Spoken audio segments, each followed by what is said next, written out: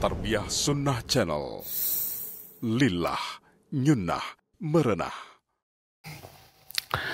Bismillahirrahmanirrahim. Assalamualaikum warahmatullahi wabarakatuh.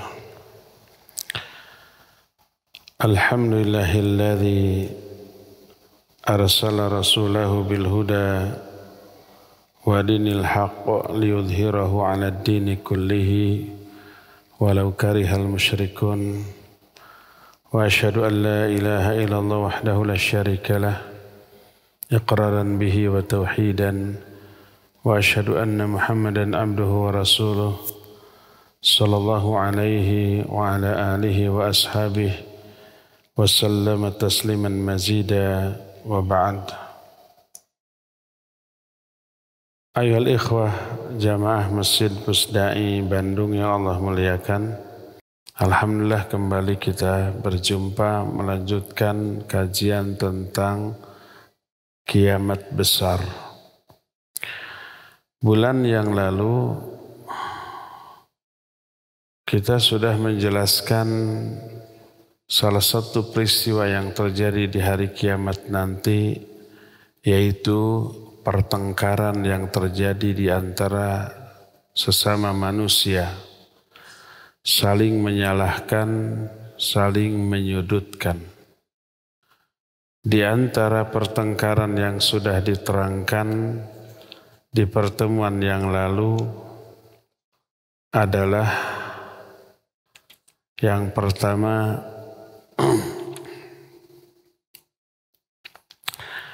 pertengkaran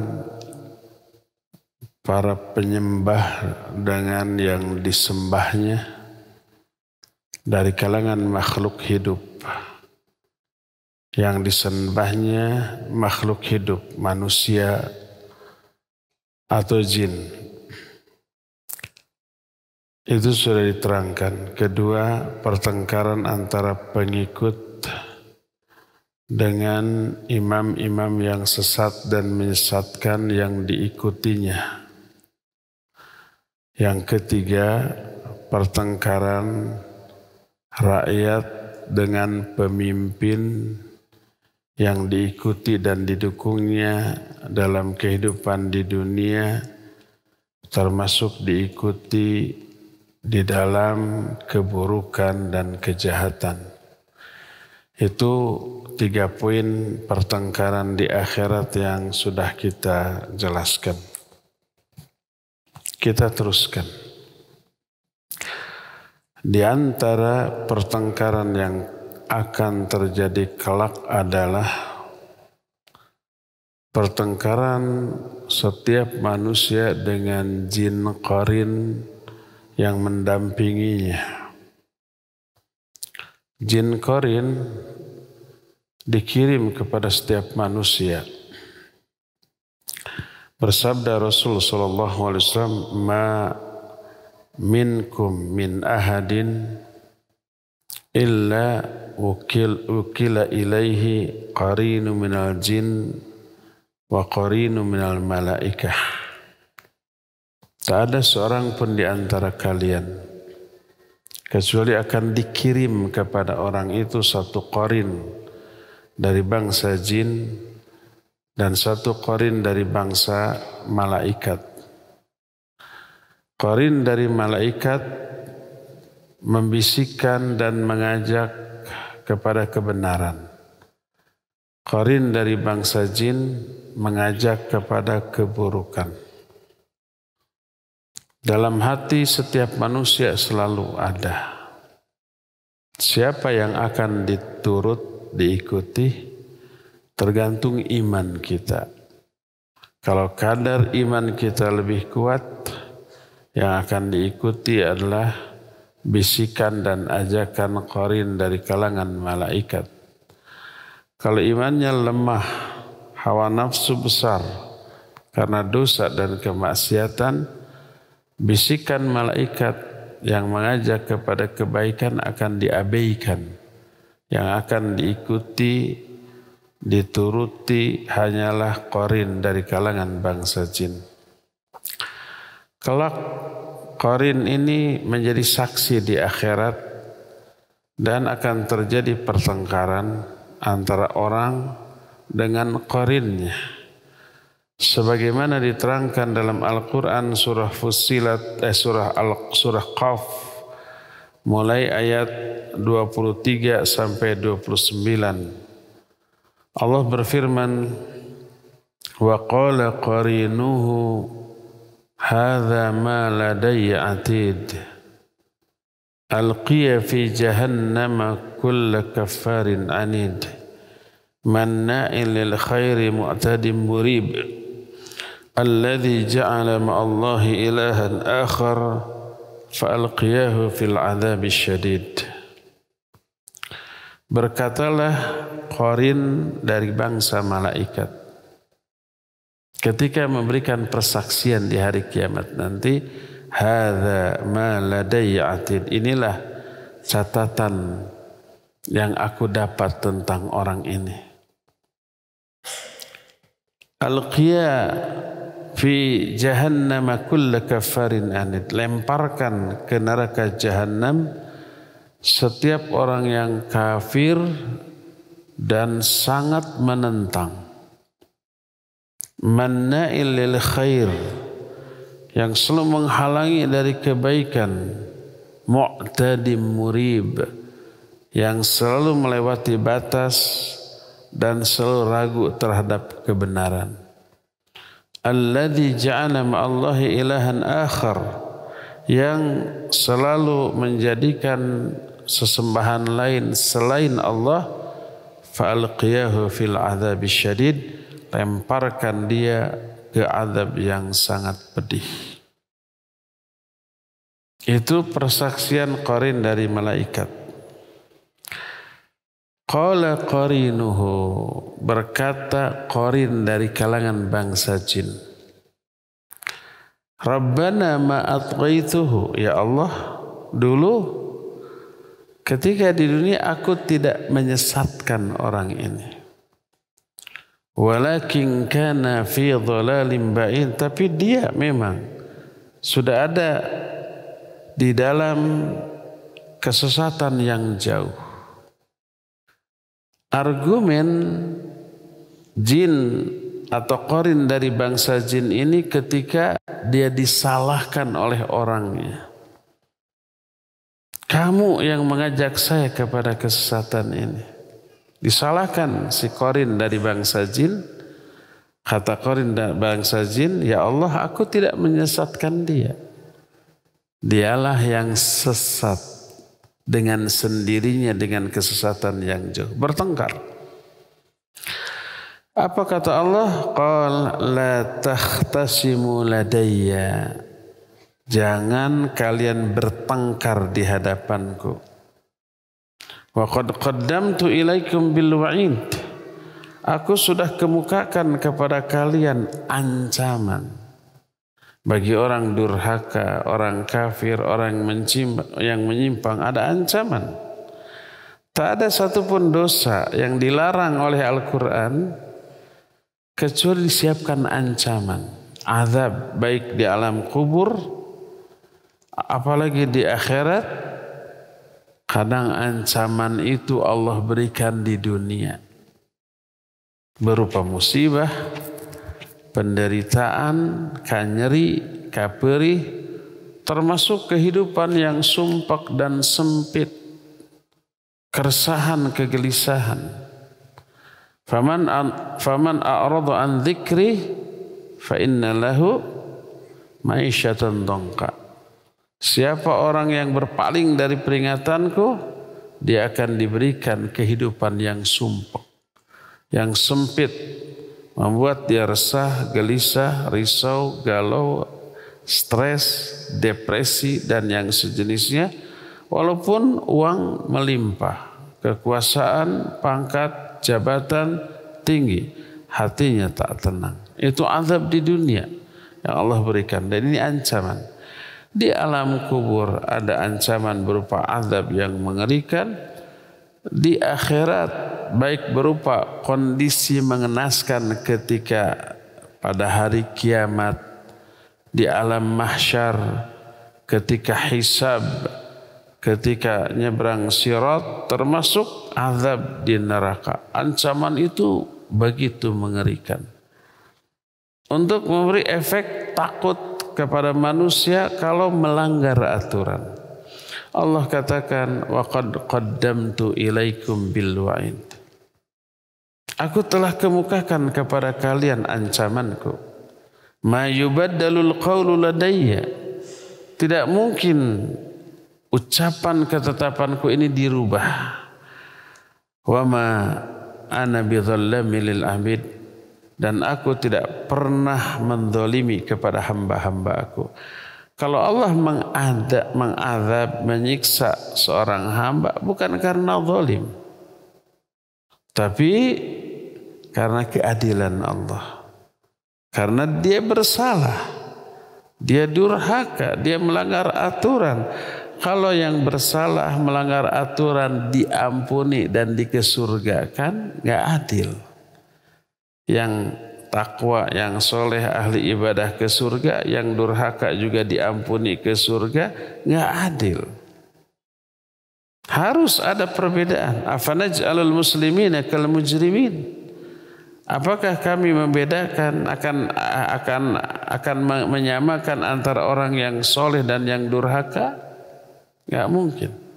Orang saja tidak mungkin berbuat begitu. Guru di sekolah walaupun sayang ke muridnya, nggak mungkin ketika ulangan, ketika ujian dikasih 10 semua. Pas kenaikan kelas kelulusan lulus, nilainya rata sebab kasih sayangnya sama. Apa begitu guru? Tidak. Pasti ada perbedaan sikap. Ada yang dikasih nilai 0, 2, 5, 8, 10 juga ada. Berdasarkan apa? Prestasi si anak. Prestasi itu cermin dari kesungguh-sungguhan si anak.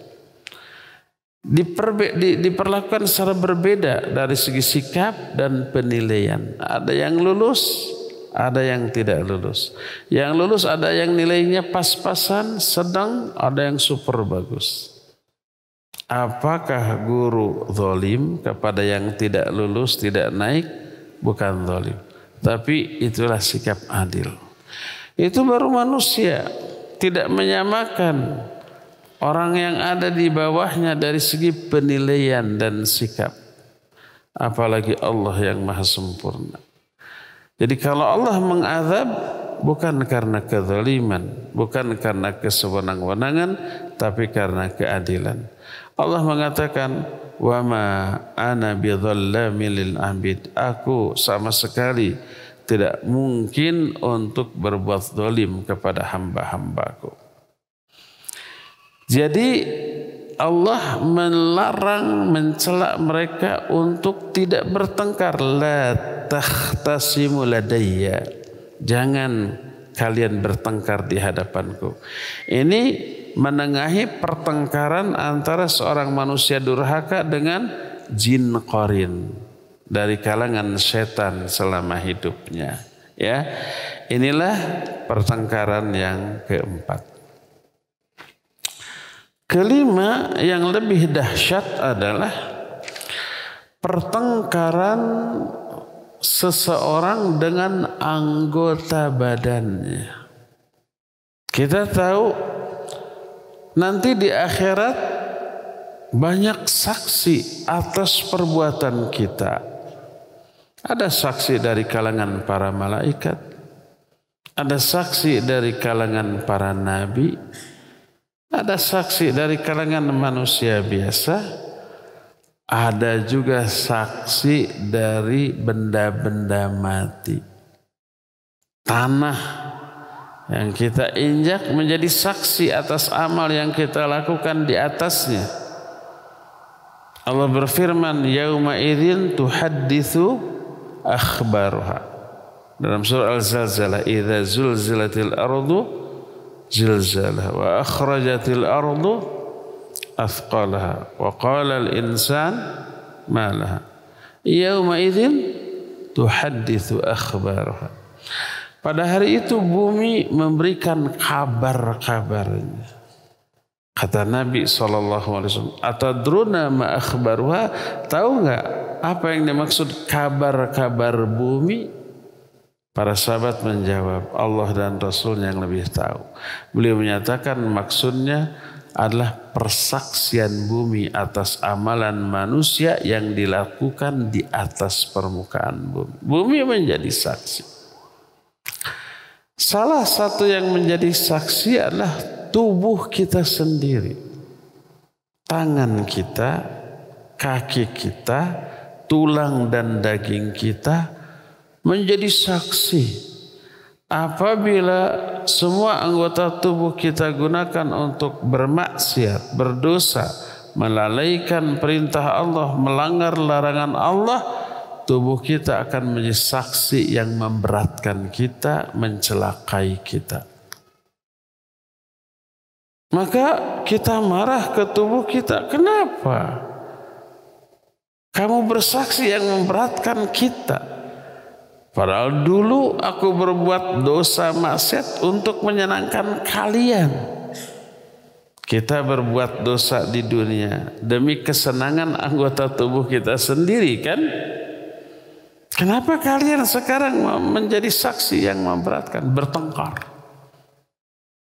Itu diterangkan oleh Allah baik dalam Al-Quranul Karim ataupun dalam hadis-hadis yang sahih. Al-Quran diantaranya Allah sebutkan dalam surah Fussilat mulai ayat 19 sampai 21, Allah menyatakan, wa yauma yuhsyaru a'da'ullahi ilan nari fahum yuzaun.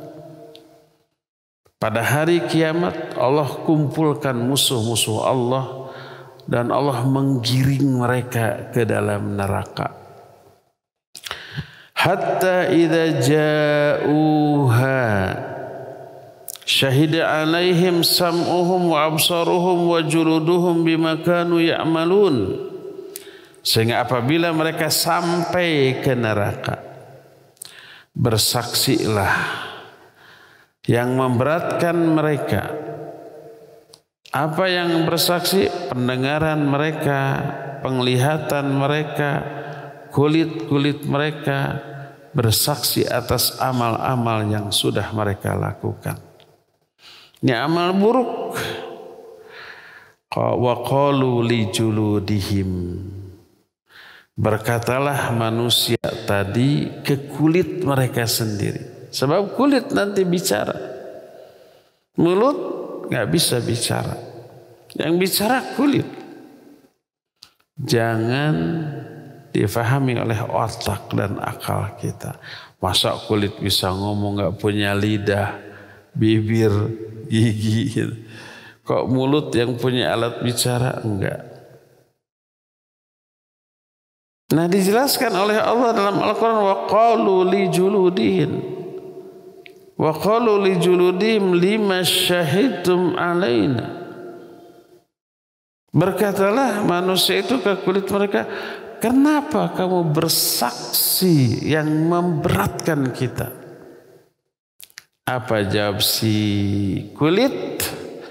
Dia menjawab, qalu antaqana Allahu alladhi antaqa kulla syai' wa huwa khalaqakum awwala marrah wa ilaihi turja'un. Allah lah yang telah membuat kami bisa bicara. Allah lah yang telah membuat segala sesuatu bisa bicara. Dia juga yang membuat kami bisa bicara. Dan Allah menyuruh kami bicara apa adanya, jujur, nggak bisa bohong, nggak bisa dusta.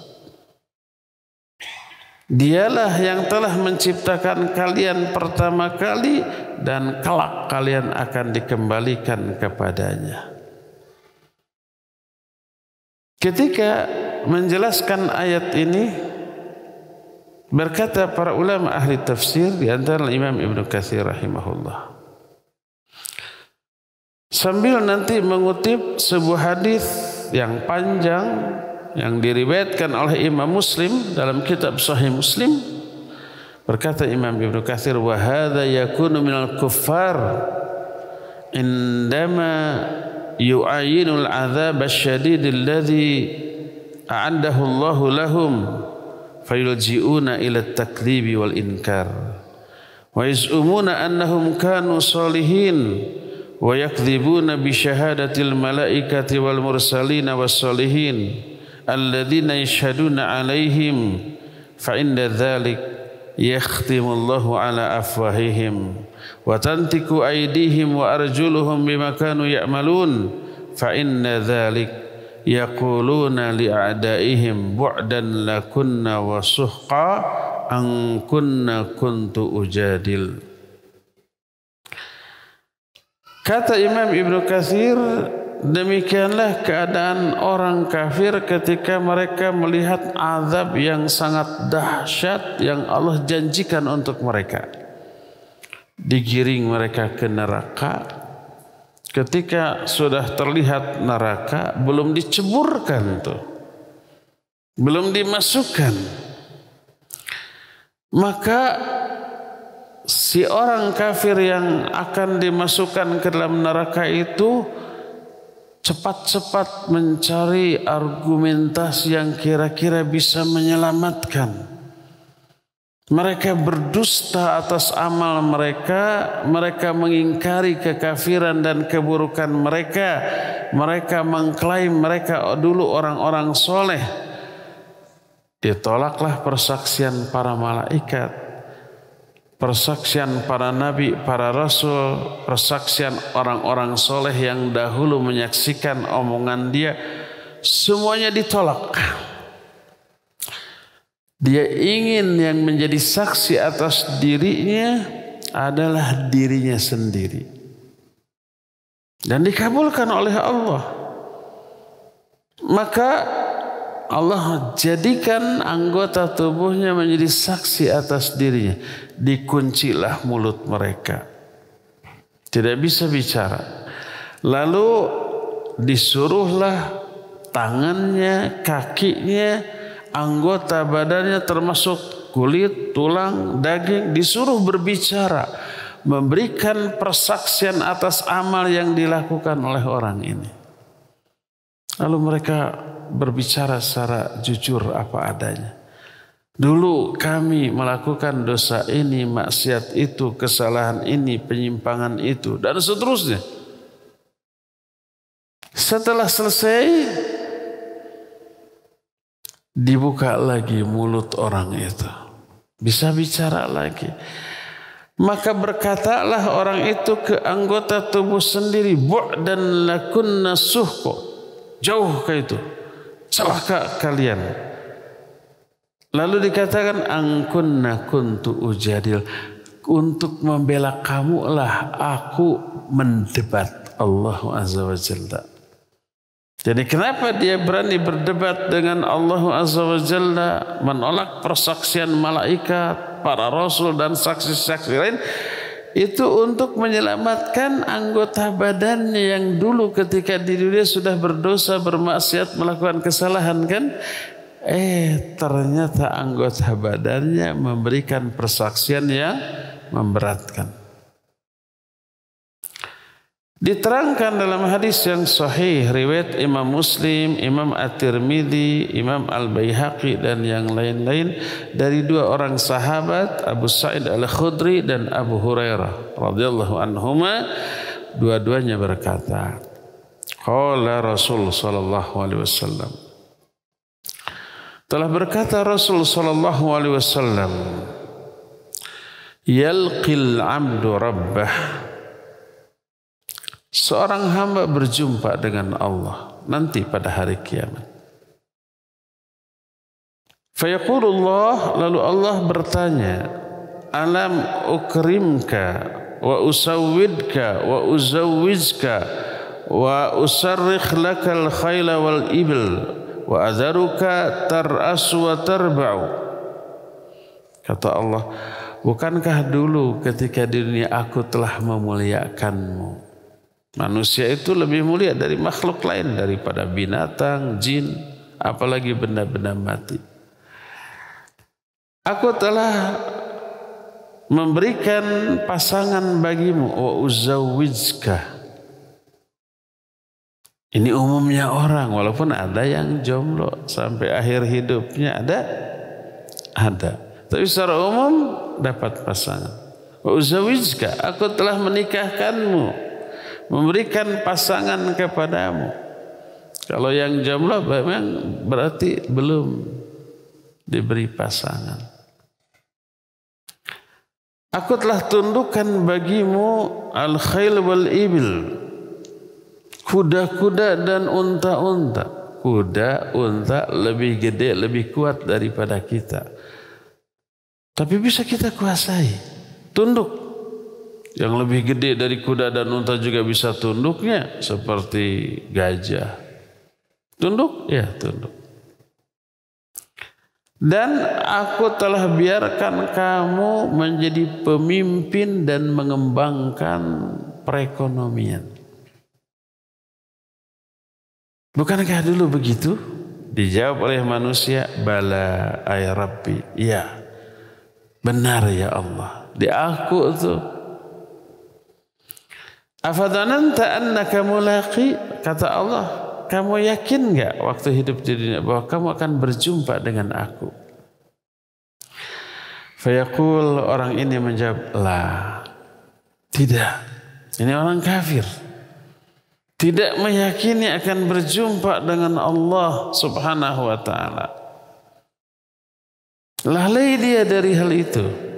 Makanya dia melalaikan hak Allah ketika di dunia. Karena tidak yakin akan berjumpa. Makanya tidak ibadah, tidak taat, tidak tunduk, tidak patuh. Apa kata Allah? Ini ansaka kama nasitani.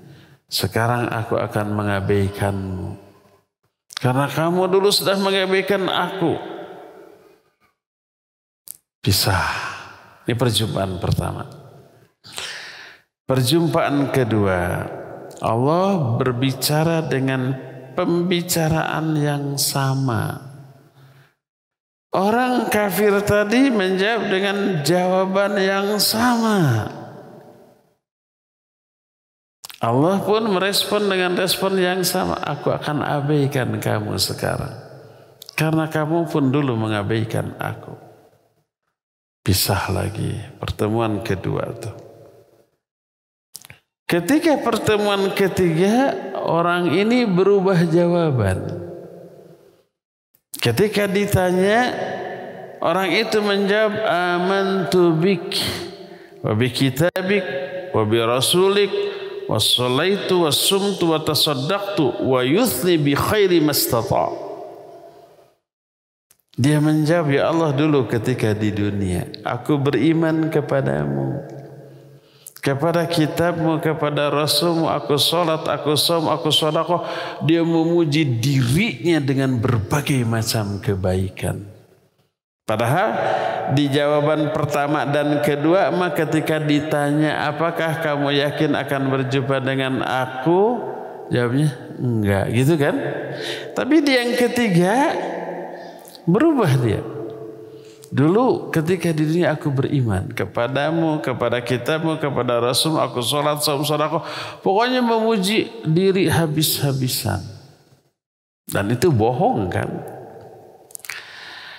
Apa kata Allah Azza wa Jalla? Ala nab'athu syahidana alaik.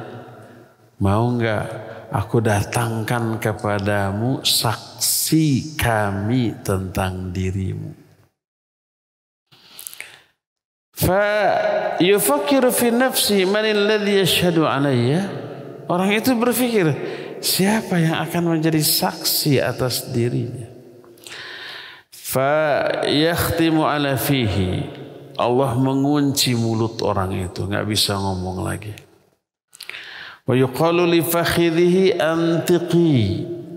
Allah berfirman kepada paha orang itu, bicaralah kamu. Fatantiqu fakhuhu wa fammuhu wa idhamuhu bi'amalihi makana. Bicaralah pahanya, kemudian mulutnya, tapi bukan mulut alat lidah, sekitarnya, bukan alat bicara. dagingnya, tulangnya, tentang amal yang dahulu dilakukan. Nah, dan orang itu orang munafik. Oleh karena itulah maka orang itu tidak bisa mengelak lagi.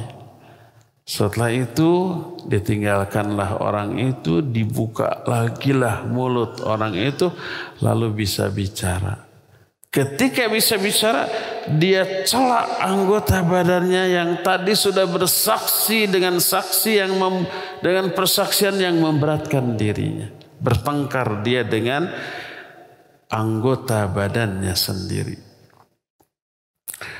Bahkan diterangkan dalam hadis yang lain, masih diriwayatkan oleh Imam Muslim dalam kitab Sahih Muslim. Diterima dari Anas bin Malik radhiyallahu an, kata dia, kunna inda Rasulullah sallallahu alaihi wasallam fadhahik. Kami saat itu berada di samping Nabi sallallahu alaihi wasallam. Tiba-tiba beliau tertawa. Tegugur teangin entah. Tidak ada penyebab apapun, tiba-tiba tertawa. Para sahabat kan kaget. Lalu beliau bertanya, hal tadruna mimma adhak? Tahu nggak kalian kenapa aku tertawa? Apa yang aku tertawakan? Para sahabat menjawab, Allahu wa rasuluhu a'lam. Allah dan Rasulnya yang lebih tahu. Lalu beliau menjawab atau melanjutkan, min mukhatabatil amdi rabbah. Aku tertawa mendengar atau mengetahui dialog antara Allah dengan hambanya. Yaqul, si hamba berkata nanti di akhirat, ya Rabbi alam tujirni minadz zulam. Ya Allah, bukankah engkau telah menjanji akan menyelamatkan aku dari kezaliman? Artinya Allah tidak akan menzalimi aku. Dijawab bala. Ya, kata Allah. Allah sudah janji tidak akan berbuat zalim kepada hamba-hambanya. Makanya salah satu sifat yang ditolak oleh Allah dari diri Allah adalah zalim. Allah menyatakan, wa ma ana bidzallimil abid. Aku tidak pernah dan tidak akan pernah menzalimi hamba-hambaku. Inni haramtu zulma ala nafsi. Aku mengharamkan berbuat zalim atas diriku. Perbuatan zalim Allah haramkan atas dirinya. Allah nggak akan mungkin berbuat zalim kepada apapun, kepada siapapun. Jadi jangan khawatir, aku tidak akan zalim. Fayaqul, orang tadi berkata, inni la ujizu ala nafsi illa syahidan minni. Aku tidak mengizinkan ada orang lain yang menjadi saksi atas diriku pada hari ini kecuali diriku sendiri. Persaksian malaikat dia nggak terima. Persaksian para nabi dia tolak. Persaksian manusia lain atau makhluk lain enggak. Sebab pasti akan memberatkan dan mencelakakan dirinya. Yang aku bolehkan untuk menjadi saksi atas diriku adalah diriku sendiri. Maka dikabulkanlah permintaan orang ini oleh Allah. Allah berkata, fayaqul kafa bi nafsika al-yawma 'alaika syahida wa bil kiramil katibina syuhuda. Aku cukupkan untukmu pada hari ini kamu menjadi saksi atas diri kamu sendiri. Dan nanti para malaikat penulis akan menyaksikan persaksian kamu. Benar apa enggak? Tsumma yakhtimu ala fihi. Lalu Allah mengunci mulutnya, mulut orang itu. Fayuqal li arkanihi, lalu dikatakan kepada anggota badannya, antiqi, berbicaralah kalian semua. Lalu berbicaralah tangannya, kakinya, pahanya, kulitnya, tulangnya, daging, seluruh anggota badannya itu berbicara. Dan mereka berbicara jujur apa adanya. Walaupun dengan risiko mencelakakan diri mereka sendiri. Setelah itu thumma yukhalli bainahu wa bainal kalam. Lalu Allah tinggalkan orang itu, dibuka lagi mulutnya sehingga dia bisa berbicara dengan anggota badannya. Barulah dia ngambek ke anggota badannya dengan menyatakan bu'dan lakunna wasuhqa fa'ankunna kuntu unadil. Celaka kamu, jauh kamu sana, karena kalian dulu aku berbuat dosa, berbuat maksiat. Manusia berbuat dosa dan maksiat di dunia kan untuk menyenangkan anggota badannya ya, biar senang gitu. Alih-alih di akhirat anggota badan yang disenangkannya itu memberi persaksian yang memberatkan. Inilah pertengkaran kelima di akhirat, yaitu seseorang bertengkar dengan anggota badannya sendiri. Yang semoga Allah Azza wa Jalla tidak memasukkan kita ke dalam golongan itu. Semoga kita dengan anggota badan kita klop ya. Karena anggota badan kita selama di dunia dipakai apa? Ibadah, amal soleh, melakukan kebaikan. Sehingga mereka memberikan kesaksian yang menyelamatkan, menyenangkan. Kita akan berterima kasih. Terima kasih tangan ya, gitu ya. Dulu untung saya itu menggunakan kamu untuk berzikir, mengambil mushaf, membaca, mengambil kitab, membaca. Teringat, terima kasih dulu. Alhamdulillah saya gunakan kamu untuk dengar kajian, dengar murotal. Tidak dipakai dengar lagu, nyanyian, dangdutan kayak gitu ya. Saya khawatir pedangdut mensomasi saya nanti. Peduli amat. Kaki juga alhamdulillah dulu saya bawa kamu ke masjid ya untuk sholat, untuk kajian. Tidak dipakai melangkah ke tempat-tempat maksiat kayak gitu. Jadi memberikan kesaksian yang baik klop. Tidak bertengkar. Yang bertengkar hanyalah orang-orang yang menggunakan anggota badannya untuk berbuat dosa dan maksiat. Inilah pertengkaran kelima. Keenam, ini lebih dahsyat loh. Pertentangan antara badan kita dengan ruh kita. Sekarang badan dengan ruh sinergi, klop, akur ya enggak? Ruh kita, jiwa kita sebagai raja. Hati kita itu raja. Badan kita punggawa. Badan kita, anggota badan kita ini tentara. Apa yang dilakukan oleh tentara tergantung apa? Perintah dari hati. Ala wa inna fil jasadi mudghah idza salahat salahal jasadu kulluh wa idza fasadat fasadal jasadu kulluh ala wahil qalb. Ingat, dalam tubuh manusia ada segumpal daging. Bila segumpal daging baik, seluruh anggota badannya baik. Bila buruk. Maknanya kalau hatinya baik, dia akan menyuruh anggota badannya melakukan kebaikan. Lahir amal baik. Kalau hatinya buruk, dia akan perintahkan anggota badannya untuk berbuat buruk.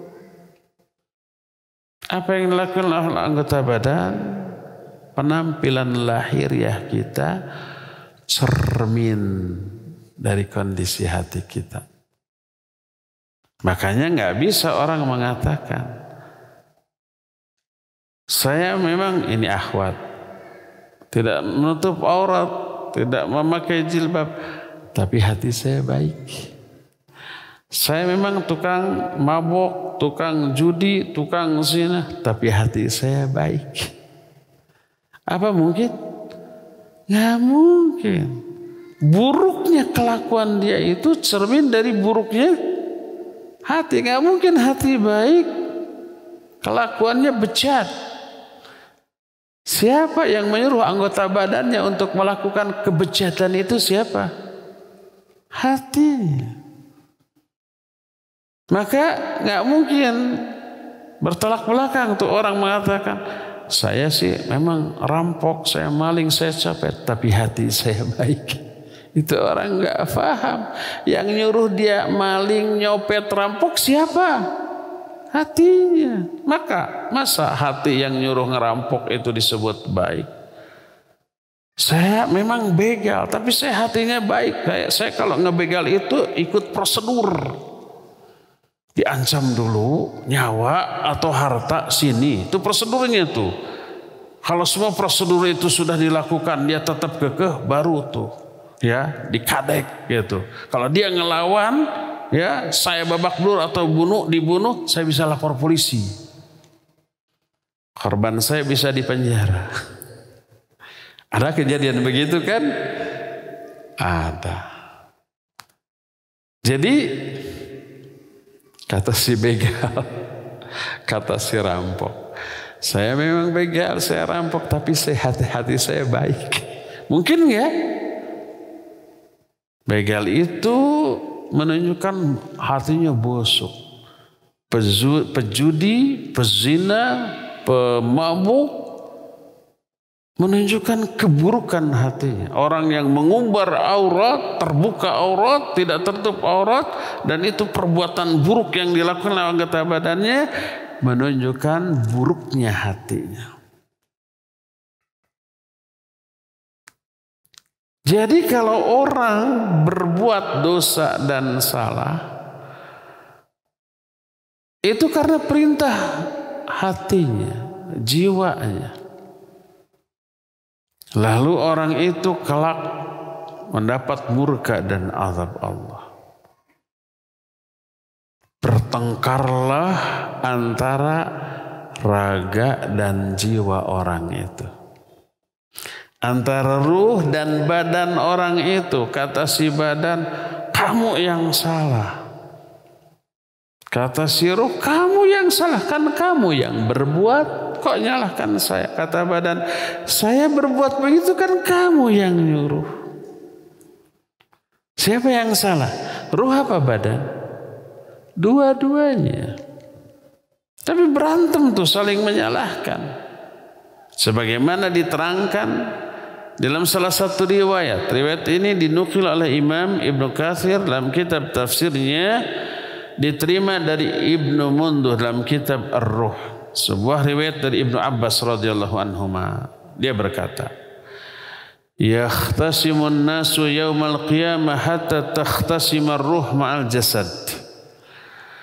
Manusia nanti bertengkar satu sama lain pada hari kiamat sampai bertengkar pula antara ruh dengan jasad. Fataqulu ruh lil jasad, berkata ruh kepada jasad, anta fa'alta, kamu yang berbuat dosa, kamu yang harus bertanggung jawab. Disalahin begitu, si jasad nggak terima, dia menjawab anti amarti wa anti sawwalti, kamu yang salah, kamu yang nyuruh, kamu yang memerintah. Saling menyalahkan. Pakai kekeh ini. Kata si ruh badan yang salah, kata badan si ruh yang salah. Bagaimana solusinya? Fayab'atsullahu malakan yufassilu bainahuma fayaqul lahuma. Allah mengutus satu malaikat. Allah mengutus semalaikat, bukan orang, untuk menengahi keduanya. Lalu berkatalah malaikat, inna mithlakuma kamithli rajulin muqidin basirin wal akhar darirun dakhala bustanan Faqala al-muq'id lid-dharir inni ara hahuna samaran walakin la asilu ilaiha. Faqala lahu ad-dharir irkabni fatanawalaha faraqibahu fatanawalaha fa ayyuhumal mu'tadi fayaqulani kilahuma. Fayaqulu lahumal malak fa innakuma qad hakamtuma ala anfusikuma yani annal jasad lirruh kal matiyah wa huwa raqibuhu. Kata malaikat, perumpamaan kalian seperti dua orang yang bekerja sama. Yang satu lumpuh tapi dia melek bisa melihat. Yang satu buta tapi dia bisa bergerak. Yang lumpuh bisa melihat tapi nggak bisa bergerak. Satu lagi buta bisa bergerak. Kedua-duanya masuk sebuah kebun. Lalu melihat ada buah orang lain. Berkatalah si lumpuh, aku melihat buah, tapi aku tidak bisa memetiknya. Kata si buta, aku bisa memetiknya, tapi aku tidak bisa melihatnya. Apa yang terjadi? Yang terjadi adalah kata si buta, kata si lumpuh melihat, gendong aku, digendong, turuti perintahku, melangkah ke depan 3 langkah, 1, 2, 3, gitu ya, langkah ke kiri 2,5 langkah, 2,5. Oh, kelebihan. Setengah langkah lagi ke kanan. Mundur dikit. Nah, pas. Ulurkan tanganmu. Diulurkan ke atas. Kecabak weh buah teh. Naon kecabak teh? Tercabak buah itu kecabak naon? Terpegang, terabah, lalu dipetik, dibagi 2. Kata malaikat, siapa yang berbuat jahat di antara kedua itu? Si lumpuh apa si buta? Si lumpuh dia hanya ngasih perintah karena dia bisa melihat. Si buta tidak bisa melihat, dia hanya bergerak mengikuti perintah si lumpuh. Mana yang bersalah? Dijawab oleh jasad dan ruh. Dua-duanya bersalah karena dua-duanya punya andil.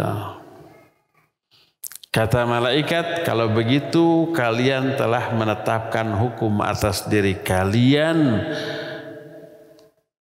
Kalian berdua bersalah. Kalian berdua punya andil. Jadi walaupun si ruh tidak berbuat, karena dia tidak bisa berbuat, tapi dia memerintah. Ya, otaknya itu sama dengan ada pembunuhan.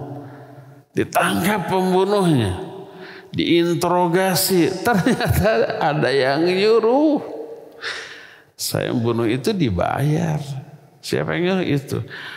Apakah polisi hanya menghukum si pembunuh dengan membebaskan otak pembunuhan? Enggak, yang nyuruhnya juga ditangkap. Dia punya andil. Kalau enggak ada yang menyuruh, si pembunuh enggak akan membunuh. Dia baru membunuh kalau ada yang nyuruh dengan imbalan tertentu. Siapa yang bersalah? Apa si pembunuh ataukah si penyuruh? Dua-duanya kena. Ya, saya nggak tahu mana yang lebih berat hukumannya. Tapi yang jelas dua-duanya dihukum. Itulah pertengkaran yang keenam yang akan terjadi pada hari kiamat, yaitu bertengkarnya antara badan dan ruh. Setelah semua proses itu dilakukan, lalu orang yang berdosa, kafir, musyrik dijebluskan ke dalam neraka, mengalami azab. Tak ada jalan keluar, tak ada cara untuk menyelamatkan diri. Lalu mereka murka, marah kepada diri mereka sendiri, menyalahkan dirinya. Dan itu oleh Allah diungkap dalam Al-Quranul Karim. Kata Allah dalam surah Al-Mu'min ayat yang ke-10. Al-Mu'min dengan Al-Mu'minun beda ya. Kalau Al-Mu'minun surah ke-23, kalau Al-Mu'min surah yang ke-41 ya. Allah berfirman, innal ladzina kafaru yunadawna lamaqtullahi akbaru min maqtikum anfusakum id tud'auna ilal iman fatakfurun. Sesungguhnya orang-orang kafir nanti diseru oleh Allah Azza wa Jalla bahwa kemurkaan Allah terhadap kalian jauh lebih besar dibanding kemurkaan kalian kepada diri kalian sendiri. Ketika dulu kalian diseru kepada iman malah kufur.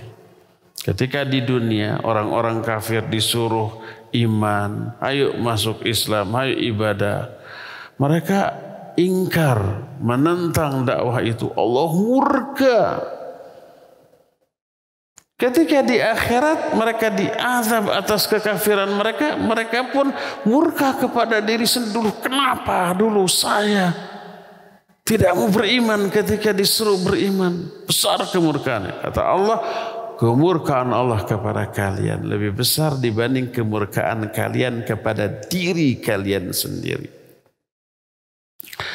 Diterangkan juga dalam surah Al-Ahzab 66 sampai 68. Yauma tuqallabu wujuhum finnar yaqulun ya laitana ata'na Allah wa ata'na ar-rasulah. وقالوا ربنا إنا أطعنا سادتنا وكبراءنا فأضلونا السبيل ربنا آتهم ضعفين من العذاب والعنهم لعنا كبيرا. Selain mereka marah, murka kepada diri mereka sendiri, mereka pun murka kepada orang lain yang menjadi penyebab kesesatan dia. Di antaranya kepada pemimpin-pemimpin yang mengajak mereka untuk berbuat dosa dan maksiat dengan iming-iming dunia. Penguasa yang jahat mengiming-imingi pendukungnya untuk mendukung kekuasaannya yang jahat dengan dunia kan? Lahirlah istilah-istilah buzzer. Yang apa? Membabi buta, mendukung pemimpin yang jahat. Ada yang kayak begitu? Ada. Dengan iming-iming dunia. Dikasih jabatan, dikasih uang, dikasih.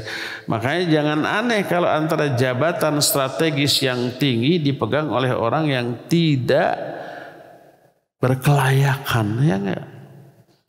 Ada artis jadi direktur utama gitu ya. Kalau direktur utama bandnya nggak apa-apa ya. Dan seterusnya. Di akhirat si pengikut ini dimasukkan ke dalam neraka, murka dia kepada pemimpin yang dahulu mengajaknya kepada keburukan.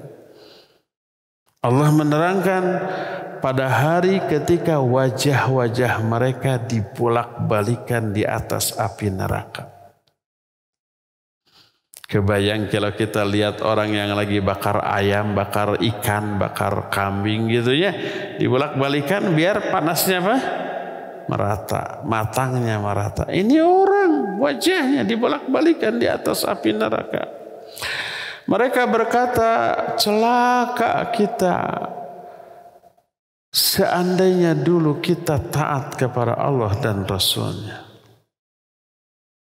Menyesal tuh, itu penyesalan kepada diri sendiri, menyalahkan diri sendiri. Kenapa dulu kita tidak taat kepada Allah dan Rasul? Jadi disate tuh, dibolak-balikan di atas perapian.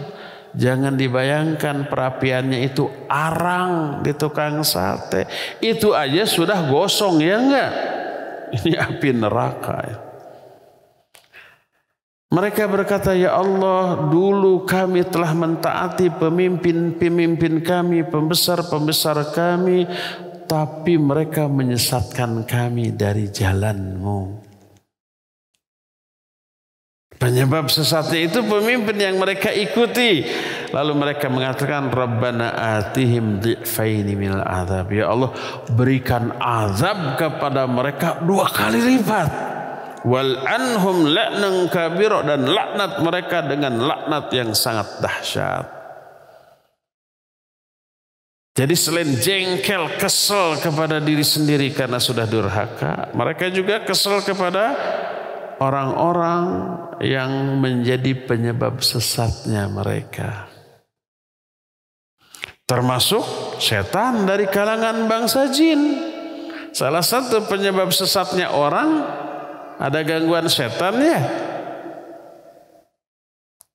Ada bisikan setan. Dan diikuti lagi.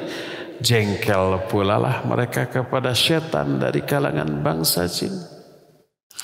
Allah terangkan dalam Quran surah Fussilat 29, kata Allah, wa qala alladhina kafaru rabbana arinal ladzina adallana minal jinni wal ins naj'aluhuma tahta aqdamina liyakuna minal asfalin. Saking jengkelnya nih. Berkatalah orang-orang kafir, ya Allah, perlihatkan kepada kami makhluk yang dulu menyesatkan kami dari kalangan jin dan bangsa manusia. Datangkan ke sini. Kami akan injak di bawah kaki kami agar mereka itu hina dalam pandangan kami. Tuh, saking jengkelnya ke orang lain, ke kawan-kawannya yang menyesatkan. Kalau tadi kan atasan, bos, pemimpin, penguasa mengajak sesat untuk mendukung kekuasaannya yang jahat. Kalau ini teman-temannya ngajak kepada keburukan, diikuti. Nanti di akhirat jengkel. Jin juga dari kalangan jin, setan dari kalangan jin membisikkan keburukan, diikuti. Tolong datangkan, saya mau injek-injek nih. Saking jengkelnya.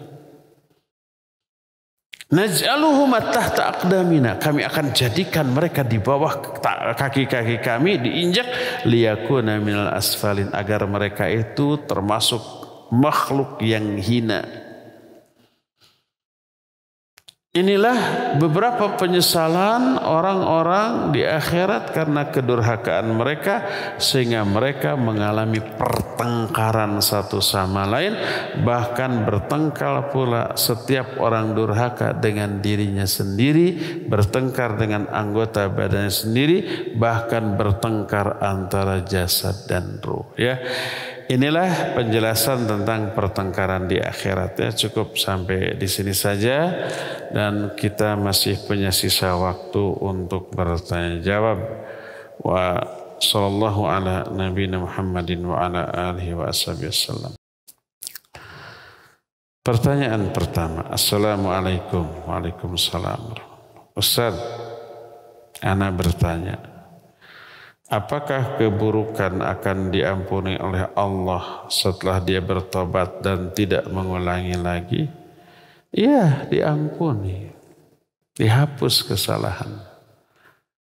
Diberi pahala atas tobatnya. Dimasukkan ke dalam surga. Kata siapa?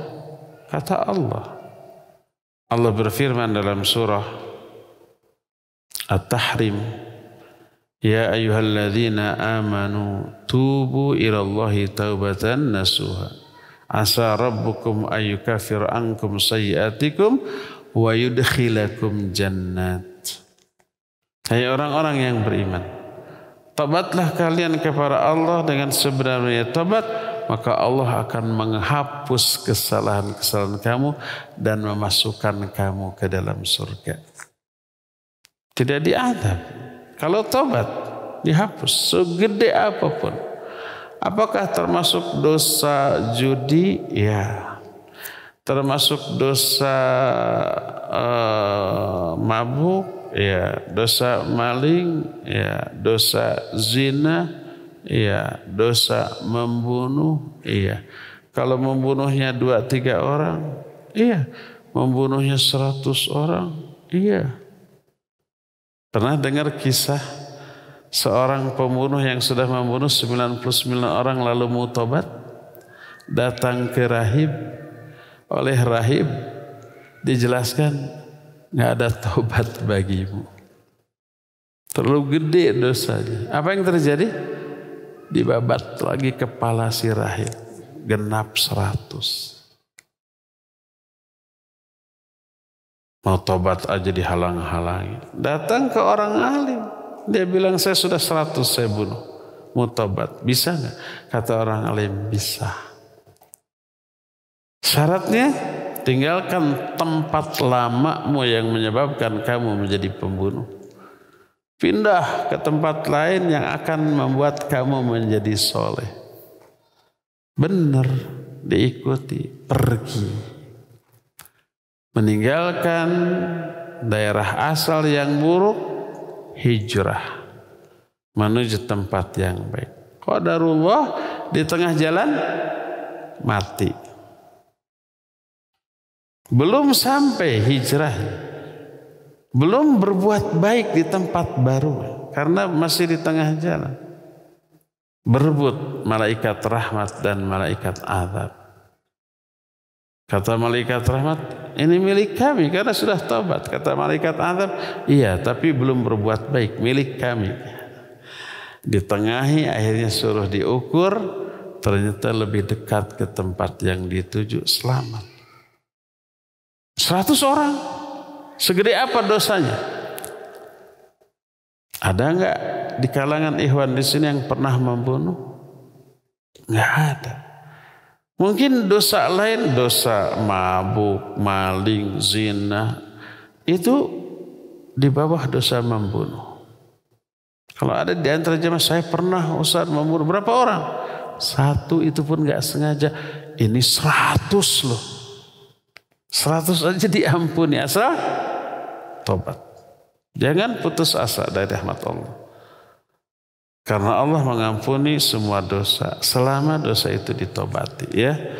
Jadi apakah keburukan akan diampuni setelah dia bertobat dan tidak mengulang? Ya, asal tobatnya benar. Pertama, berhenti dari perbuatan itu. Kedua, menyesal. Ketiga, bertekad tidak mengulang. Insya Allah diampuni.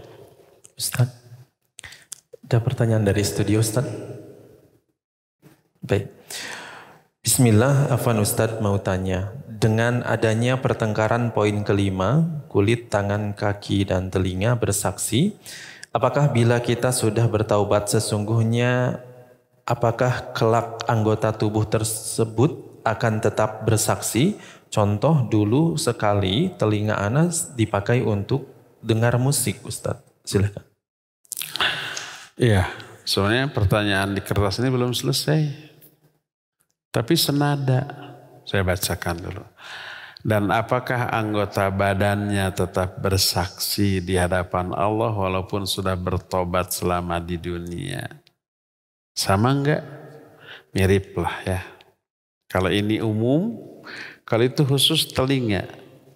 Sering dengar dangdut. Musik, tidak hanya dangdut, pokoknya musik. Tapi sudah ditobati. Apakah tetap akan bersaksi? Tetap anggota badan kita bersaksi. tapi persaksiannya baik. Dulu pernah dipakai berbuat dosa dan maksiat, tapi sudah ditobati, sudah terhapus. Masa lalu itu terhapus. Allah menyatakan yukaffiru anhum sayyi'atihim. Dihapus kesalahan-kesalahan mereka. Tidak ada dampak, tidak ada catatan, tidak ada azab yang dicanangkan untuk dosa yang sudah ditobati, terhapus. Termasuk persaksiannya tidak akan diungkit lagi. Salah satu di antara sifat Allah, satir. Makna satir, maha penutup. Menutupi kesalahan hamba. Termasuk yang sudah ditobati. Nggak boleh diungkit. Dan Allah menyukai sifat satir. Innallaha hayyun satirun yuhibbul haya was satir. Allah itu maha pemalu dan maha satir. Satir itu maha penutup aib. Dan Allah mencintai sifat pemalu dan sifat menutupi aib. Termasuk aib diri sendiri. Kita masa lalu kelam. Sekarang tobat. Jangan diungkit dulu masa saya. Wah, jangan. Itu namanya mujaharah. Mujaharah itu menceritakan keburukan kita di masa lalu. Tutup. Karena Allah juga sudah menutupnya. Termasuk di akhirat. Tidak akan lagi ada tuntutan kepada kesalahan yang sudah ditobati. Termasuk anggota badan kita tidak akan memberikan kesaksian terhadap dosa dan kesalahan yang sudah ditobati. Ya, Wallahu a'lam. Ada lagi? Sok. Bismillah, Assalamualaikum warahmatullahi wabarakatuh. Dari hamba Allah di Bandung, Ustadz Afan izin bertanya di luar tema. Jika kita sedang mempunyai hajat, bagaimana sebaiknya doa yang kita panjatkan? Apakah Allahumma la sahlan dan seterusnya atau la ilaha illa anta subhanaka inni kuntu minaz zalimin? Karena saya pernah mendengar sebaiknya kita berdoa dengan singkat tapi bermakna dalam, yaitu doa yang dicontohkan oleh Nabi kita. Lalu bagaimana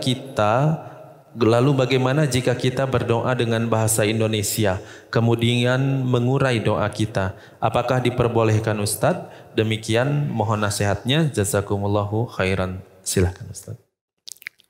Baik, wa jazakallahu khairan. Kalau kita punya hajat itu artinya keperluan, kebutuhan, keinginan. Bukan hajat bahasa Sundanya. Hajat bahasa Sundanya apa? Pesta. Kira hajatna minggu depan gitu. Nikahnya sudah, hajatnya nanti. Itu hajat itu di sana apa maksudnya? Pestanya. Ini hajat itu mungkin yang dimaksud keperluan. Kalau kita punya keinginan, kehendak, keperluan, kebutuhan, bagaimana mintanya kepada Allah? Apakah dengan doa la sahla, Allahumma la sahla illa ma ja'altahu sahla wa anta taj'alul huzna idza syi'ta sahla, atau dengan doa la ilaha illa anta subhanaka inni kuntu minadh dhalimin. Ya, baik. Pertama, doa yang tadi adalah doa minta dimudahkan urusan.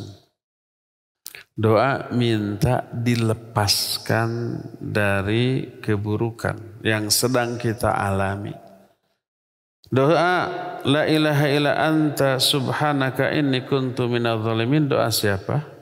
Nabi Yunus ketika dia berada di perut ikan. Diterai bulat, diterai itu dileg-leg sama ikan, di apa? Dimakan. Kalau dimakan dikunyah. Ini enggak, diterai, dileg-leg itu tidak dikunyah. Di apa ya? Ditelan. Ditelan. Hancur tidak? Belum hancur.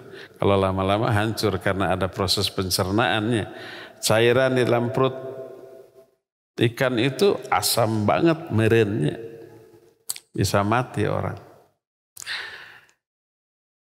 Dan Nabi Yunus mengalami itu karena kesalahan dia. Maka diberikan semacam warning oleh Allah Azza wa Jalla, dimakan oleh ikan. Dia akui dia pernah berbuat zalim. Lalu dia awali dengan kalimat tauhid, la ilaha illa anta subhanaka inni kuntu minadh dhalimin. Tidak ada sembahan yang hak selain engkau. Maha suci engkau dan aku termasuk orang yang zalim. Maka Allah lepaskan dia dari kesulitan.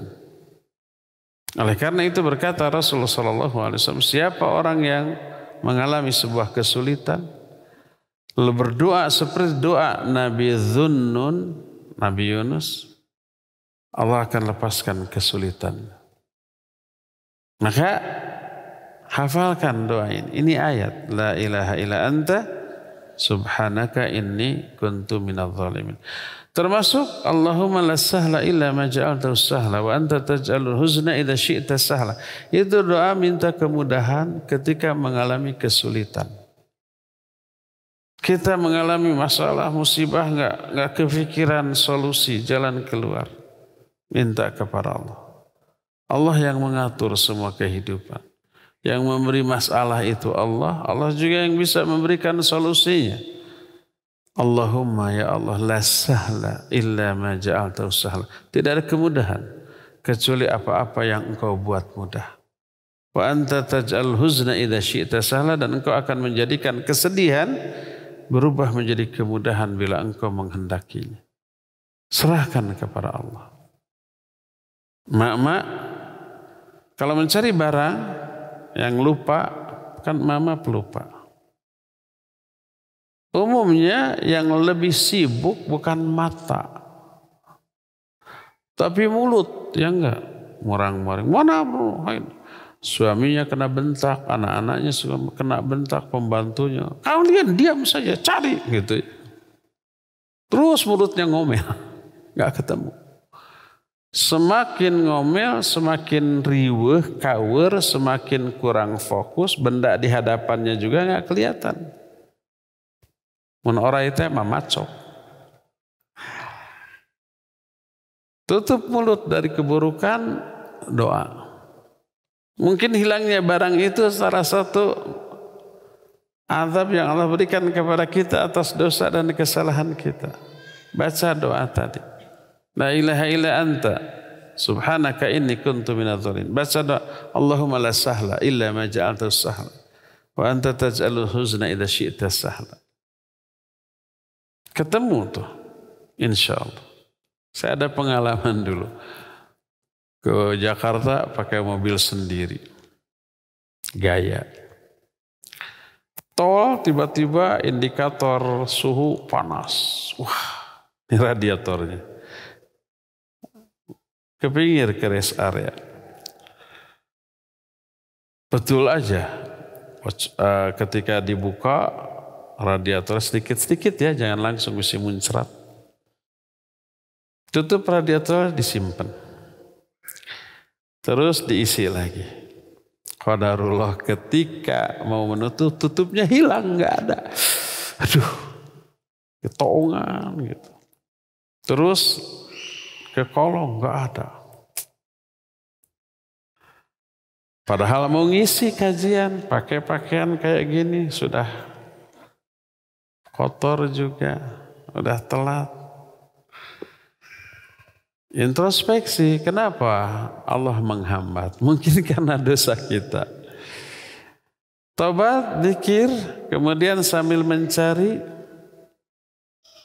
sambil berdoa Allahumma la sahla illa ma ja'altahu sahla wa anta taj'al huzna idza syi'ta sahla. Sambil tetap mencari, gawak teh kacabak. Si orang nempel di pinggirnya. Tadi nggak kelihatan. Setelah berzikir berdoa ternyata nampak kelihatan. Tinggal tak langsung gitu, jalan lagi. Jadi kalau kita kehilangan barang, mencari, jangan ngomel, zikir. Minta kepada Allah Subhanahu wa taala ya. Wallahu a'lam. Terakhir ya. Mudah-mudahan Ustaz selalu dirahmati Allah Azza wa Jalla. Amin wa iyyakum. Afan Ustaz qadarullah, alhamdulillah anak dititipin seorang anak spesial berkebutuhan khusus. Apakah di akhirat nanti tuntutan anak menjadi double? Mengingat anak-anak itu segala gerak-geriknya tergantung anak. Apakah anak-anak juga akan menuntut persaksian anak? Barakallahu fiik. Kalau yang dimaksud kebutuhan khusus itu tidak berfungsi sempurna akal dan pikirannya, bahasa Arabnya majnun. Majnun itu bukan hanya gila. Majnun itu orang yang akalnya tertutup. Fungsinya tidak maksimal. Majnun bisa kepada orang gila, bisa ke orang idiot, bisa ke orang yang sudah pikun. Orang yang pikun atau bahasa kita sering disebut demensia Alzheimer, itu karena kerusakan jaringan otak atau penurunan fungsi otak atau volume otak yang mengkerut, akhirnya kurang berfungsi maksimal, sikapnya aneh-aneh, tidak masuk akal, lebih aneh daripada anak kecil. Itu dalam bahasa Arab masih disebut majnun. Berasal dari kata majnun itu manjunna angka.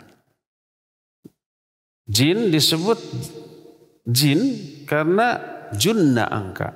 Jin itu tertutup dari pandangan kita, tidak kelihatan, disebut jin. Janin disebut janin karena tertutup dari penglihatan kita, tidak terlihat, terhalang oleh apa? Oleh perut ibunya. Orang yang akalnya tertutup, apapun penyebabnya, disebut majnun. Nah, kalau sampai dalam taraf majnun, akalnya tidak berfungsi, dia tidak mukallaf. Dia tidak dibebani kewajiban. Bagaimana di akhirat? Dia ahli surga insya Allah. Sama dengan bayi yang ketika bayi masih kecil belum balik sudah meninggal, dia ahli surga. Dan akan menjadi penyelamat orang tuanya dari azab neraka. Suatu saat Nabi SAW berkumpul dengan sahabat-sahabatnya, tiba-tiba di balik punggung sahabat nongol anak kecil. Anaknya. Lalu oleh bapaknya diambil, dipangku, dicium, dinang-neng, diusap, dielus, ditatap gitu ya. Kata Nabi SAW, hal tuhibbu, apa kamu mencintai anakmu? Dia menjawab, ahabbakallah kama ahbabtuhu. Wahai Rasulullah, semoga Allah mencintai engkau sebagaimana aku mencintai anakku ini. Artinya apa? Sangat cinta. Besoknya ngariung lagi, sahabat yang kemarin bawa anak nggak ada. Ditanya, kemana yang kemarin bawa anak? Kata sahabatnya, anak yang engkau lihat kemarin meninggal. Nah, si lucu-lucunya tuh jadi kembang buruan. Dia sekarang sedang bersedih. Nabi SAW bangkit, berdiri, berangkat, takziah kepada orang itu. Diikuti oleh para sahabat. Didapatinya sahabat itu sedang bersedih. Dihibur oleh Nabi SAW. Ini fungsi takziah. Dihiburnya bukan ngelawak agar tertawa, bukan. Tapi ditanya, ayyuhuma ahabbu ilaik? Mana yang lebih kamu sukai tentang anakmu? Apakah anakmu hidup panjang selamanya sehingga engkau bisa bercengkrama, bersendaguro, bermain dengan dia seumur hidupmu, atau anakmu pergi mendahuluimu dan menunggumu di pintu surga? Anakmu bahagia di sana. Di alam kubur diasuh oleh Nabiullah Ibrahim di taman surga. Di akhirat dia menunggumu di pintu surga dan kelak menuntunmu memasuki surga. Mana yang lebih kamu sukai? Dia mikir. Lalu dia berkata, kalau anakku pergi mendahului aku. Berbahagia di sana. Dan menungguku di pintu surga untuk menuntunku masuk ke dalam surga, itu lebih aku sukai daripada anakku panjang umur. Kalau anaknya panjang umur pasti ke surga? Belum tentu. Apakah kalau panjang umur selamanya lucu? Enggak, kalau sudah gede dikit bandel, nyebelin. Waktu umur 1 tahun, 2 tahun belum keluar, bersih, lucu. Setelah bisa berjalan 4 tahun, 5 tahun, liar dia. Papanasan, main lumpur, begitu hujan. Dia lari keluar main lumpur, jadi hideung. Kulehe, dekil, pikas sebelen. Buat jengkel orang tua ya. Ada yang anaknya begitu di sini? Jujur ada? Kayaknya semua begitunya. Jadi dia milih sudah lebih baik meninggal ketika kecil berbahagia di alam kubur dan menjadi penyebab masuk surganya kedua orang tua. Itu lebih aku sukai. Kata Nabi SAW, demikianlah anakmu sekarang. Ini menghibur apa tidak? Iya, tapi bukan menghibur tertawa, cekakak, enggak. Adem, tenang. Kesedihannya hilang, minimal berkurang. Berganti dengan kebahagiaan. Anak yang dicintainya walaupun meninggalkan dirinya, bahagia di sana. Dan kelak akan menuntun ayahnya ke surga. Para sahabat kemudian bertanya, ya Rasulullah, hal hadha khasun lahu aw likullina? Wahai Rasulullah, apakah hal ini khusus bagi dia atau berlaku bagi kita semua? Dia jawab, bal likullikum, ini berlaku untuk kalian semua. Jadi anak yang mati ketika kecil, dia bahagia di alam kuburnya, menunggu di pintu surga, kemudian menuntun orang tuanya masuk ke dalam surga. Berbahagialah orang tua yang ditinggal wafat oleh anaknya ketika kecil. Sedih apa tidak? Super sedih. Tapi kelak dibayar dengan kebahagiaan. Itu kalau kematiannya alami ya. Adapun kalau biar jadi penuntun ke surga, lagi bayi dicekekkan, ya itu mah dosa besar. Tidak boleh ya. Jadi serupa dengan itu orang yang anaknya cacat mental. Akalnya tidak berfungsi maksimal. Tidak mukallaf dia. Insya Allah dia ke surga. Dan akan menjadi penuntun bagi orang tuanya masuk ke dalam surga. Ya. Jadi tidak akan menjadi saksi yang memberatkan. Nggak bisa dididik, nggak bisa dipapatahan gitu ya, sabar. Malah selama mengurus sampai dewasa, sampai gede, mungkin orang tuanya sedih. Kalau mau punya anak seumur hidupnya lucu terus, kayak gitu tuh. Lucu walaupun udah dewasa, tapi kelakuan kayak anak-anak, lucu terus. Mau kayak gitu? Nggak ada yang mau. Insya Allah berbahagialah orang tua yang memiliki anak seperti itu di akhirat kelak.